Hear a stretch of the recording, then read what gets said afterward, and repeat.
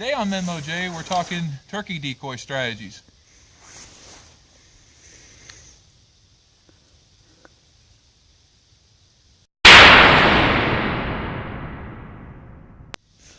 So first we're going to talk about relative distance from where you're setting to the decoys.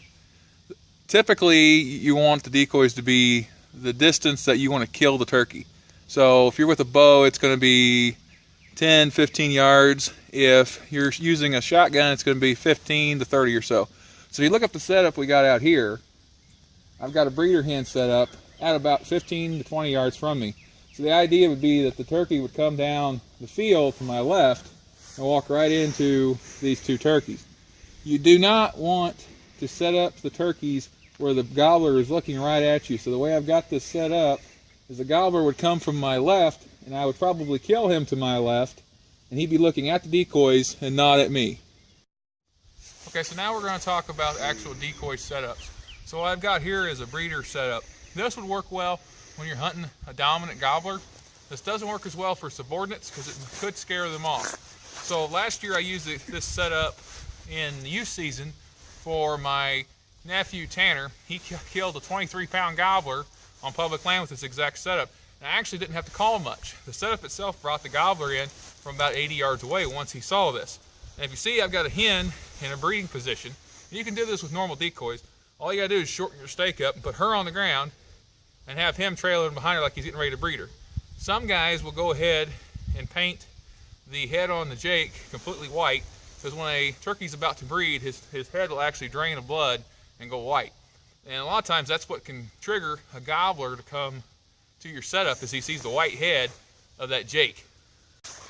So when you would use this is early season, and then probably into the middle of the season. You kind of got to watch your birds, because as soon as they become spooky of decoys, this won't work at all, especially for the subordinates. It might still work for your more dominant gobblers later in the season. Typically I won't run this after the first week of the season.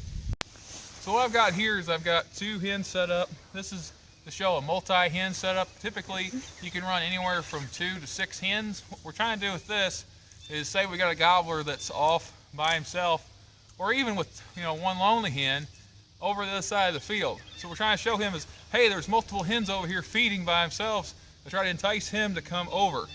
And like I said, you can use it anywhere from 2 to 6, just enough hens to pique his interest. Typically I won't use this in the woods. In the woods, this can actually spook a gobbler.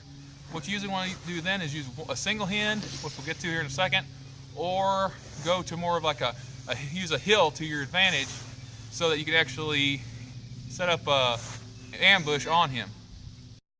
So what I've got set up here is now how I would typically do a single hen setup. I typically wouldn't do a single hen in a field. I do a double hen or a breeder setup, something that's going to catch his attention.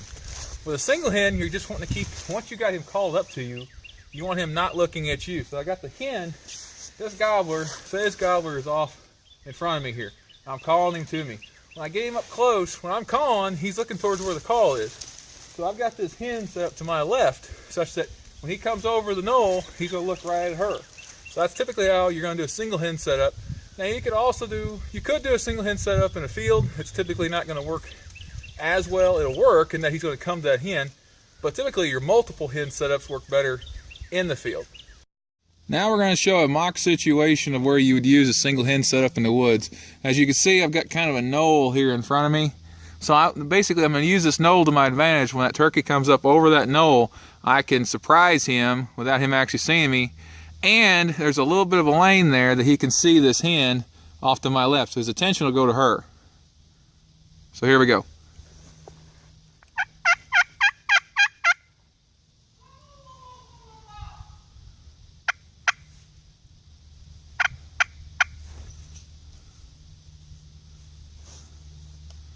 Here he comes, walking through the woods.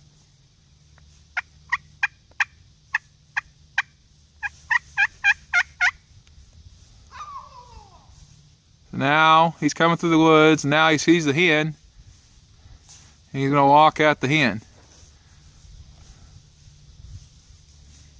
And me sitting here with my gun, I'm waiting for him to clear this brush. And then I go, "What?" And he stops. Boom! And he's dead. So now we're going to do a simulation on when to use soft calls. So what I've got here is I've got a gobbler who's being played by Dylan here. I got a gobbler out in the field, and he's just being stubborn. He's answering my calls, but he just keeps walking. So let's see how it goes here.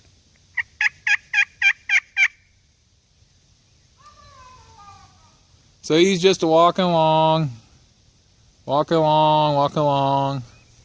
I'm hitting calls. He answers me, but he's just not coming. He just keeps walking. So what I'm going to do is I'm going to make him think that the hen's leaving him. He's leaving the hen, but I'm going to make the hen think that I'm leaving him. So I'm going to go to soft calls. So now he's looking around. He's looking for the hen. Trying to find the hen. So now I've kind of enticed him to come back. And really all he's trying to do is he's just trying to follow the hen. And he won't get in no hurry.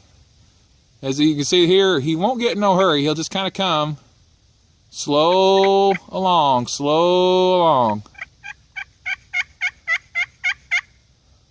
And this may take a long time. Now we're going to kind of fast forward it a little bit.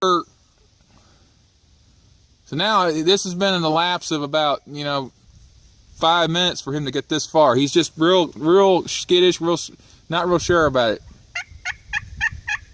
But you just want to keep just soft, and he's just going to go real slow and gobble every now and then.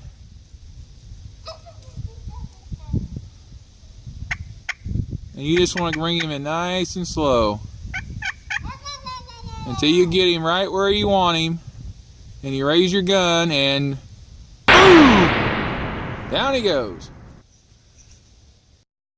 So hopefully you got some good information this week about when and how to use the decoys, what areas to use them. And special thanks to Dylan here. And Dylan, do you have something to say? Make sure that you subscribe to Mimo J. We'll see you next week.